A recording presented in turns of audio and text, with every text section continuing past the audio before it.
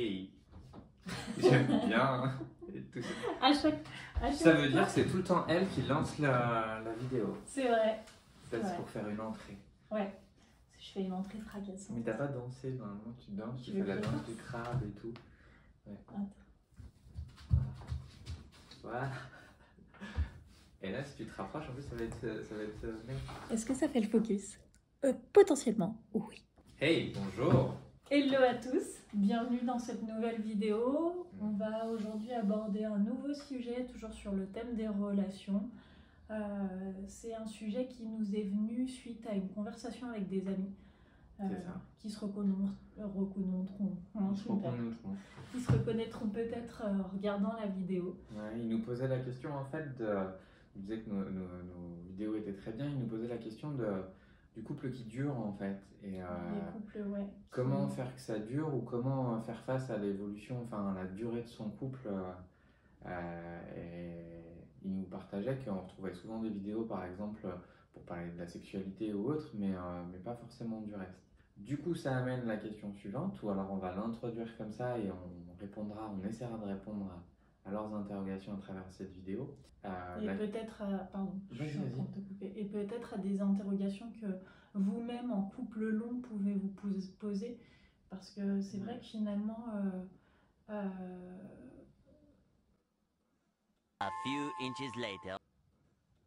on peut penser que les vidéos qu'on fait ne s'adresseraient qu'à des jeunes couples ou des couples naissants. Et en fait, bah non, pas tant que ça.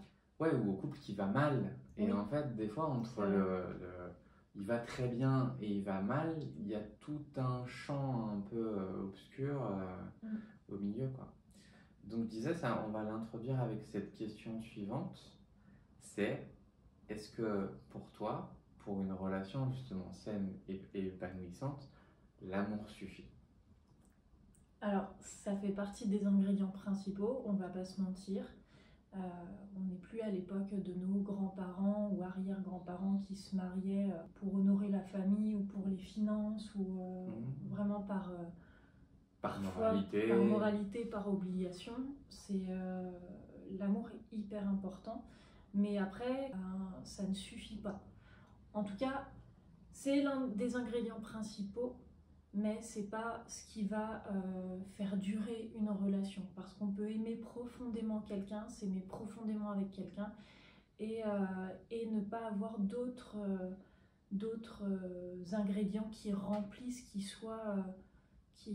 conviennent à la relation en fait.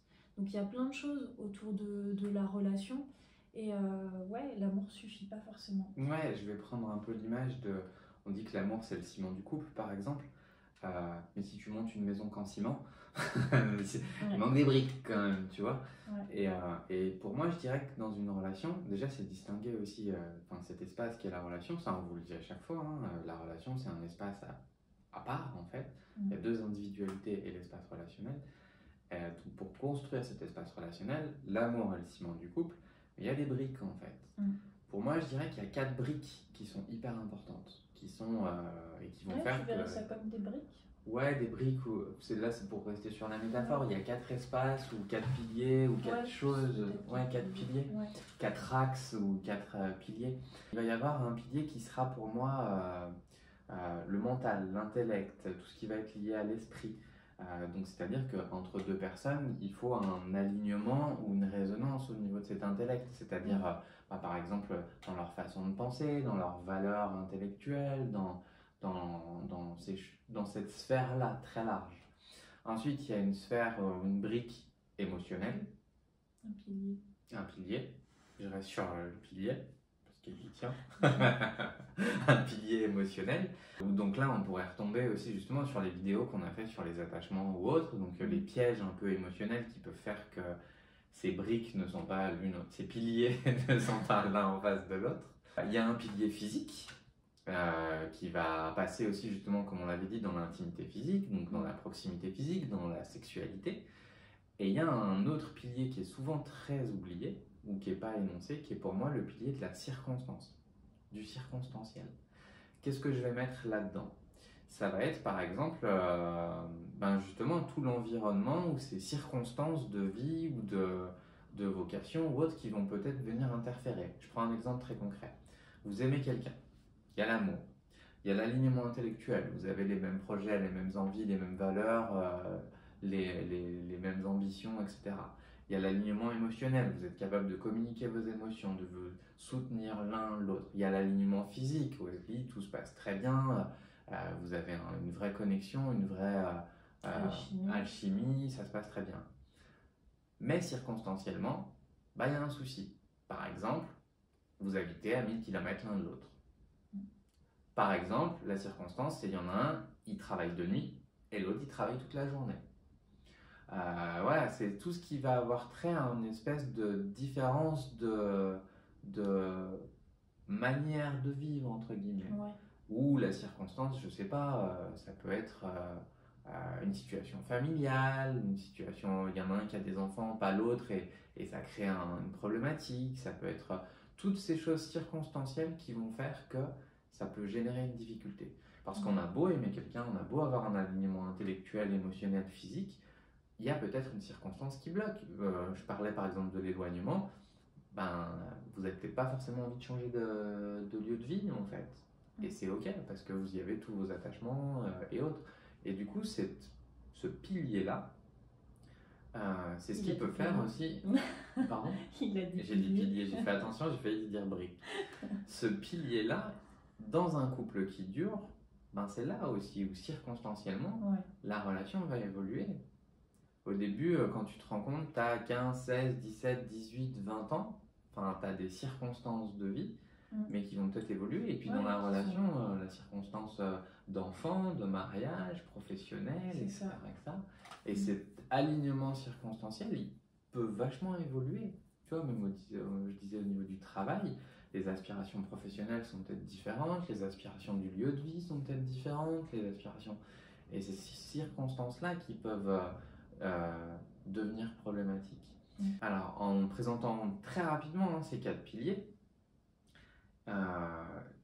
est-ce que tu peux partager sur l'outil qu'on utilise nous, en fait, ce petit truc qu'on fait et qu'on peut vous recommander de pratiquer justement dans la relation pour vérifier justement que ces piliers sont alignés, restent alignés et les épanouir, entre guillemets. Alors, c'est un rituel qu'on a depuis qu'on est ensemble. Depuis 15 jours. C'est pas vrai. C'est ça. Depuis un peu plus d'1 an. C'est un rituel qu'on a depuis un peu plus d'1 an où chaque mois, à notre date anniversaire, l'avantage dans les relations de couple, c'est qu'il y a toujours une date anniversaire, donc c'est une date qui se retient plutôt bien. Tous les mois, à notre date anniversaire, on fait un point, une sorte d'état des lieux, d'état de la situation, de la relation, pour savoir où on en est, pour savoir si on est toujours aligné, si on se sent toujours aimé, si la personne peut faire quelque chose de plus ou a fait quelque chose de trop, ou peu importe. C'est vraiment comme une réunion qu'on ferait avec une équipe pour vérifier que l'équipe est soudée, pour vérifier qu'il n'y a pas de soucis, qu'il n'y a pas de tabou, qu'il n'y a pas de sujet délicat. C'est vraiment le moment où on vérifie que tout va bien et que tout va mal aussi, pour être sûr justement de pouvoir régler les choses s'il y a des difficultés, s'il y a des soucis, s'il y a eu des choses qui ont été impactantes et qui ont affecté la relation. Tu as un exemple, par exemple, de questions pour illustrer un peu le genre de questions qu'on se pose? Alors, une des choses qu'on fait, après on n'est pas là pour dire faites ça, c'est génial, ça marche super bien, machin, mais ça semble être quelque chose qui permet vraiment de se remettre en question tous les mois et de renourrir la relation sans rester sur ses acquis en fait. Sans se dire aïe c'est bon, on est ensemble, on n'a plus de questions à se poser, on n'a plus à faire d'efforts. Voilà, c'est toujours se rappeler que la relation c'est un effort et ça demande de l'entretenir. Elle ne s'entretient pas toute seule, c'est comme une plante. Vous la laissez devant une fenêtre, si vous l'arrosez pas, elle va crever. Une relation, c'est un peu la même chose. Si vous nourrissez pas, si vous arrosez pas votre relation de toutes ces choses qui font la relation et de votre individualité, la relation ne pourra pas durer. Et du coup, tu as un exemple de Et question. Est-ce que je suis partie super loin? Pourquoi je suis partie si Mais loin? j'adore, moi. Une des questions qu'on se pose régulièrement parmi toutes, ça va être par exemple, est-ce que tu te sens aimé suffisamment? Donc ça va pas être est-ce que je t'aime suffisamment? Ça c'est hyper important, c'est est-ce que tu te sens aimé suffisamment? Et ça permet vraiment d'ouvrir le débat sur plein de choses. Une autre question qui va venir, c'est est-ce que tu te sens respecté? Est-ce que tu t'épanouis dans la relation? Est-ce que tu aurais des choses à partager, des choses qui peuvent te déranger dans la relation? On parle vraiment de la relation et pas de la personne. On n'est pas là pour dire est-ce que je te dérange? Ouais, mais j'aime bien par exemple, tu vois, c'est la relation, mais par exemple, moi je vais vérifier est-ce que j'ai pu dire ou faire quelque chose qui a pu te déranger. Ouais. Tu vois, c'est vraiment, comme tu dis, je parle pas de toi, je parle de moi. Est-ce que je peux faire quelque chose? Est-ce que je peux améliorer quelque chose pour que tu te sentes encore mieux? Ouais, c'est vrai. C'est des questions que j'aime beaucoup. Et je trouve que ce moment de rituel, quelque part, il permet aussi parfois de se dire des choses qu'on ne se serait pas dit à un moment de tension ou à un moment de conflit et de prévenir justement plutôt que de mettre sous le tapis ou de remplir le vase et qui pète au moment où elle laisse traîner ses chaussettes. Je suis un enfoiré, c'est pas vrai. En plus, on partage beaucoup d'amour dans ce moment-là, souvent, c'est de dire tiens, est-ce que j'ai fait quelque chose qui a pu te déranger et du coup de revenir peut-être sur un malaise ou quelque chose comme ça. Exactement. Exactement. Tout à fait, mais tout à fait très cher. Et puis ça permet de vérifier justement si on est toujours aligné sur ses valeurs. C'est ça. Ça permet de travailler sur l'émotionnel en se posant ces questions-là. Est-ce qu'il y a des choses qui t'ont dérangé? Est-ce qu'il y a des choses au contraire qui t'ont plu? Qu'est-ce que tu as préféré? Qu'est-ce que tu as préféré durant ce mois? C'est ça. Et puis le côté physique, pareil. Est-ce que tu te sens toujours comblé? De vérifier, désiré. Et le côté circonstanciel, c'est tiens, quel projet on pourrait mener? Qu'est-ce que tu as envie ou comment tu voudrais voir évoluer notre relation ou etc., etc. Donc moi je trouve que prendre ce temps-là, c'est un peu comme tu le disais, l'image de la plante verte, c'est un peu comme vérifier si elle a été suffisamment arrosée, s'il y a besoin d'un peu d'engrais, si au contraire elle est trop humide et il faut la changer d'endroit, etc., etc. Et même si ça fait que un an qu'on est en relation, on se l'est dit il n'y a pas longtemps, on est les premiers à devoir faire attention à ça en fait. C'est ça. Et à se dire tiens, attention, il faut qu'on nourrisse intellectuellement notre relation en faisant des événements ensemble, culturels et autres. Il faut qu'on nourrisse circonstanciellement notre relation en voyageant, en changeant d'environnement. Et je pense qu'un couple qui dure, c'est ça en fait.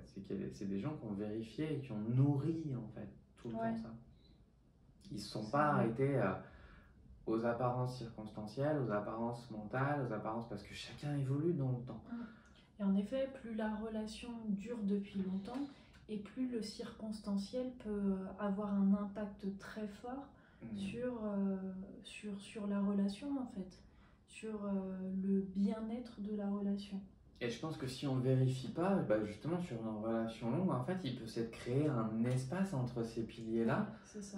Et on se rend compte que, merde, on est en décalage. Énorme, et alors parfois les gens préfèrent ne pas en parler et rester sur le non mais ça va à peu près, ou sur le de toute façon on est ensemble et sur les apparences de la relation.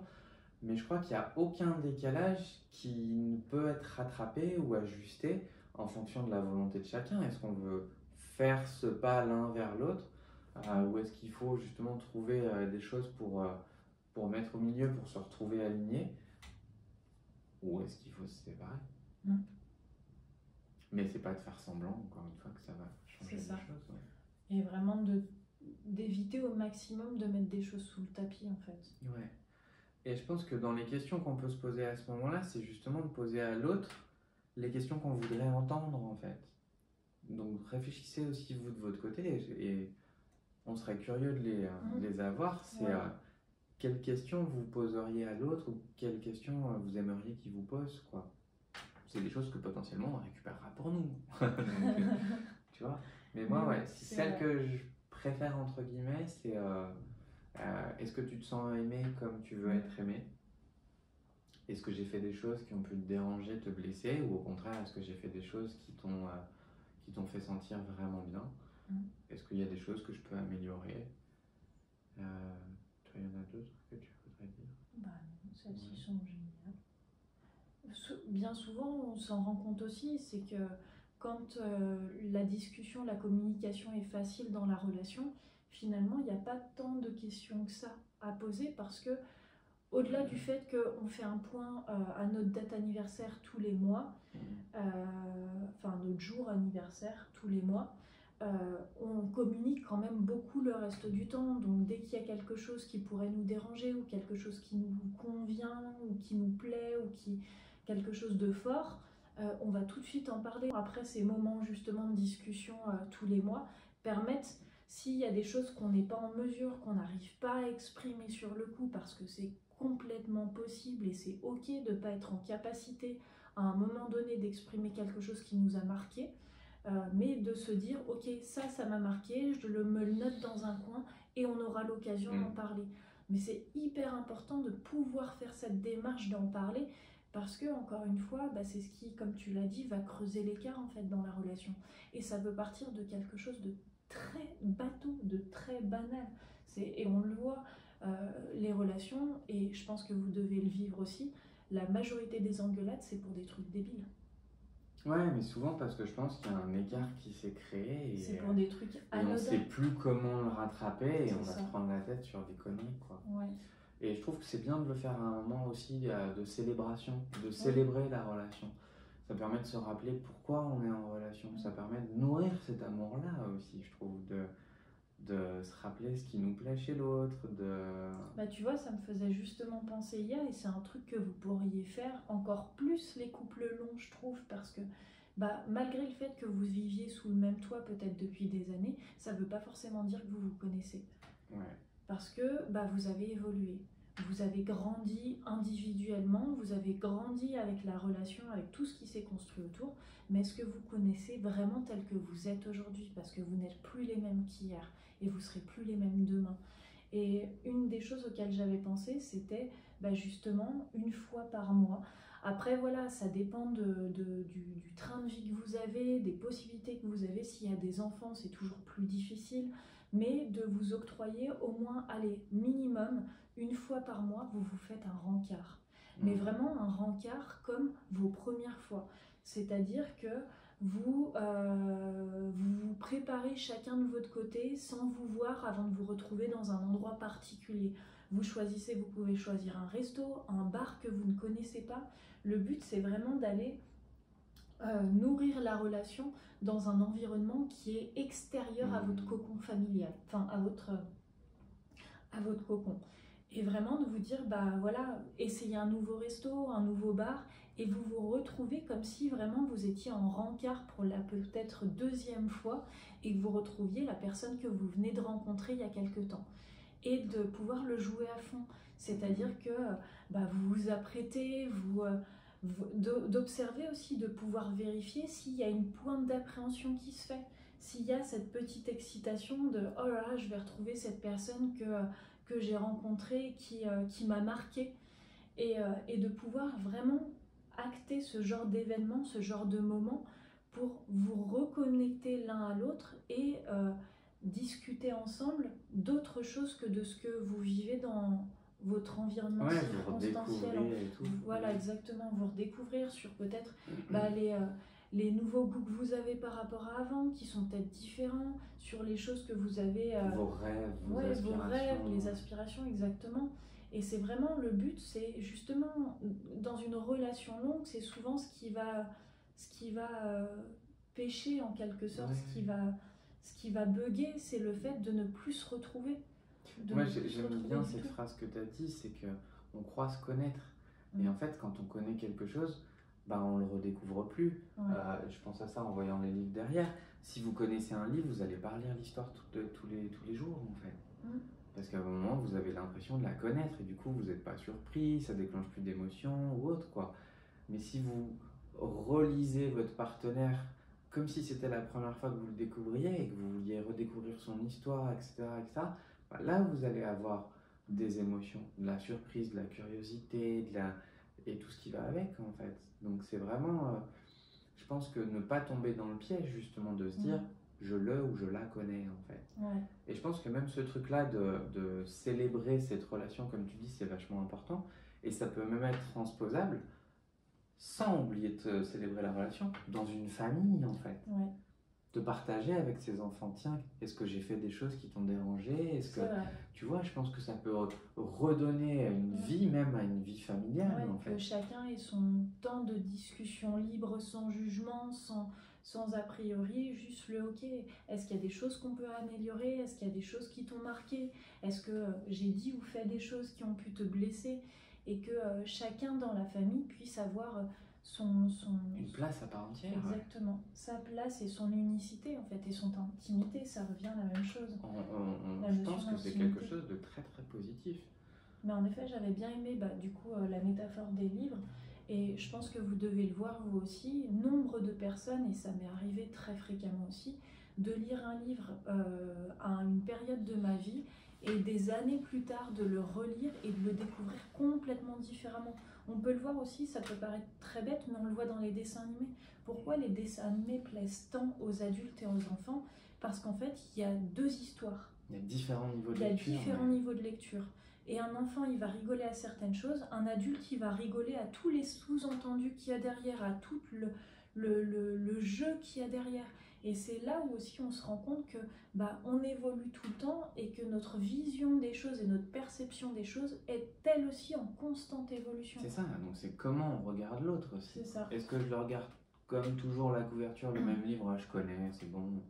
Oui, je sais que ça m'a plu à un moment donné et maintenant, je le connais. Ou est-ce que je cherche justement des subtilités, des nuances, je le laisse vivre quelque part. Et on a tous, comme tu dis, un livre ou un film préféré qu'on pourrait revoir 10 fois, 15 fois et qu'on ne voit jamais de la même façon. Quoi. Ouais. C'est de regarder son partenaire ou sa partenaire exactement comme ça en fait. C'est ça. Ouais. De se laisser surprendre, de s'autoriser à le voir au-delà des habitudes en fait, au-delà de ce qu'on connaît. Exactement. Voilà. Un petit outil. Qui, on l'espère, pourra vous aider. N'hésitez pas à nous le partager, instaurez-le, n'hésitez pas à l'instaurer, à voir comment vous voulez le mettre en place dans la relation, et n'hésitez pas à nous dire ce que ça a donné pour vous, si ça a été facile à mettre en place, si ça a été compliqué. N'hésitez pas, parce que ce serait hyper intéressant de pouvoir pour une première fois, je pense, tu vois, si c'est un retours. couple qui a une certaine durée déjà, je pense que pour une première fois, c'est de se mettre aussi dans les meilleures conditions. Donc, comme tu le disais, de le faire à l'extérieur. Parce qu'en plus, si ça crée, s'il y a des petits trucs, des petits conflits ou machin, ils sont pas dans la maison. Ils sont à l'extérieur. Et puis de se rappeler avant tout, de se mettre dans des bonnes conditions, dans les bons moments, etc. Ça crée déjà un truc positif, quoi. Et après, par contre, il y a une règle, si vous voulez que ça fonctionne, c'est d'être franc, de prendre le risque de faire peut-être autrement, de prendre le risque d'être authentique et de faire en équipe, quoi. Et encore une fois, de ne pas prendre pour vous s'il y a une remarque ou quelque chose qui est mis en lumière, et justement de pouvoir vous dire ok, si je peux faire quelque chose, est-ce que déjà j'ai envie de faire quelque chose pour changer ça? Si j'ai pas envie, c'est ok, et ça vous appartient, mais vraiment de pouvoir vous poser la question, est-ce que je peux agir sur la situation, sur ce quelque chose? Est-ce que j'en ai envie? Et qu'est-ce que ça peut apporter à la relation? Vraiment, si ça peut nourrir votre relation et remettre des paillettes dans votre relation. Et je pense que c'est ce qui fera, tu vois, je repense à ce qu'on a dit au début, c'est-à-dire que le conseil souvent c'est travailler votre sexualité et tout, mais quelque part c'est pas forcément le premier pas en fait, pardon. Si déjà t'es pas proche intellectuellement, émotionnellement, physiquement, c'est pas forcément évident. Donc de remettre ces éléments-là, cette connexion-là, cette intimité relationnelle-là, aura peut-être des conséquences sur l'intimité sexuelle. Oui, parce qu'on en parlait dans la vidéo sur, justement sur la sexualité. Mais comme il l'avait bien dit, un homme pour avoir du désir, il doit passer par le corps. Ouais. Il a besoin d'être dans le contact et de Pour passer se par le sentir corps. connecté, il a Exactement. besoin de sexualité. Alors que la femme, elle a besoin de l'intellect. Ouais. Elle a besoin vraiment de nourrir cet intellectuel pour avoir du désir Pour se derrière. sentir connecté. Exactement. Donc c'est là aussi où vous avez tout à y gagner à nourrir ça, en Exactement. fait. Voilà. Donc, gavez-nous, arrosez-nous de vos commentaires et de vos partages. Comme ça, vous nourrirez aussi cet espace relationnel, même s'il est virtuel et numérique. Oui. Mais on a, voilà, s'il y a quelque chose que vous pourriez améliorer ce mois-ci, c'est j'aurais besoin d'un peu plus de retour de ce côté-là. C'est mignon. C'est mignon dit comme ça. Hein. Oui, c'est mignon. Voilà. On vous offre beaucoup, on aime vous offrir. Et bon, je peux dire nous. Oui. Nous serions ravis d'avoir un peu plus de retour et de partage pour que ça reste justement pertinent et que ça vous enrichisse encore davantage comme ça peut nous enrichir.